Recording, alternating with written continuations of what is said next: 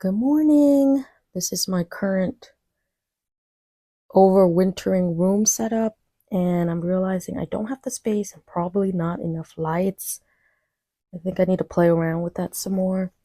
But I saw the Atemoya plant that I got actually this season. It was July 26th, and the they just, I think recently grafted it, or a couple months ago, because it was still healing, and now it's callousing over a little more. I took off the tape that I put on it. And this is the Lisa. And if you don't know, because I see on Etsy they sell a lot of Lisa, or basically a lot of the name varieties of Atemoya seeds. Atemoya plants like Lisa, AP, Geffner. So this is a Geffner.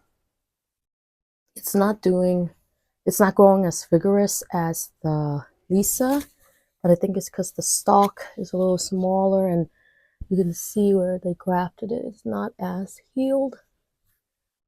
But I was just about to prune it, so I am going to share the tips I learned from watching other Vietnamese growers share their tips on how they prune their plant, and based on just my understanding of plants and what I learned from some bonsai channels like Bonsai Heron shows how I'm going to prune it to hopefully get it to be a little stronger for the upcoming season. Let me show you the Atemoya seedlings that I have. I was going to do a video on it, but I just have not had the time really. The vlogging ones are a little easier to do. The other one requires a lot more editing.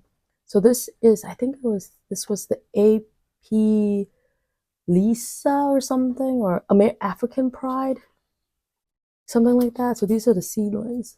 Look at this leaf, look at that. It's almost like a perfect circle. So cute. So these are the hybrid seeds.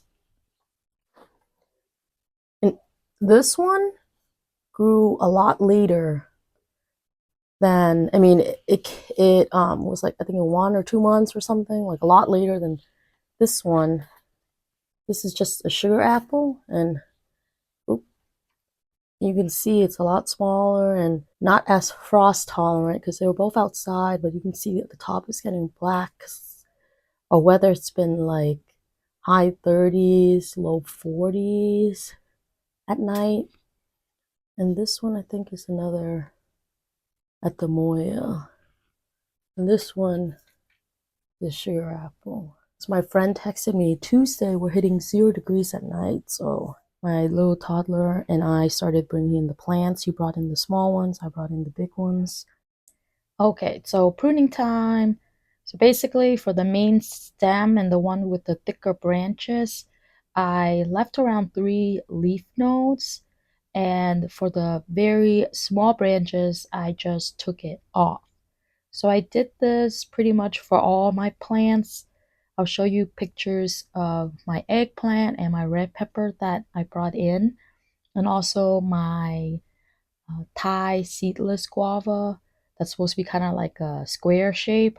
Brought that in too, and I did the same thing. So I'll show you pictures of that. And here I'm just fast forwarding just so you get an idea, because it took me a lot longer because I was just trying to look at it and thinking, can I do it? Should I do it? We will see. Starting from the left, that's Geffner, and then the middle is Lisa, and then finally that's the sugar apple seedling that I showed you in the beginning. I had to prune the top because there was dieback. Here, starting from the left, that's the Thai square guava, and then the middle is eggplant, and then finally that's the red pepper. Since I had the prunings, I thought, why not try to graft and act like I know what I'm doing? So then I got the Sion wood, which is what I pruned, and that's the variety you want growing to bear fruit and everything. So I took it and I cut it, and basically you try to do it so you can see on the sides of it the green part. That's how it's going to connect to the rootstock, which is the plant with roots, hence the name root stock. I know it sounds silly, but it was very confusing for me. Anyway, so you cut it and then you try to mash the green to the green right there. And I just did my best. I didn't quite capture it, but I had to cut the rootstock a couple times because the Ceylon wood kept breaking and it just looked all crazy. So I used my fingers to pry it open and stick the Ceylon wood in. And here I put, I think it was floral tape I have, and then duct tape over it. And I just did my best to try to make it tight and stick together, and we will see how it goes. I did another one and it was also pretty young, so I'm not totally confident these would work, but it was fun and I can't wait to see the results to see if it died or survived. And this is what it looks like after. So I will update when I get any new growth or signs of death. Until next time, thanks for watching, and if you like this video, please like and subscribe. Bye!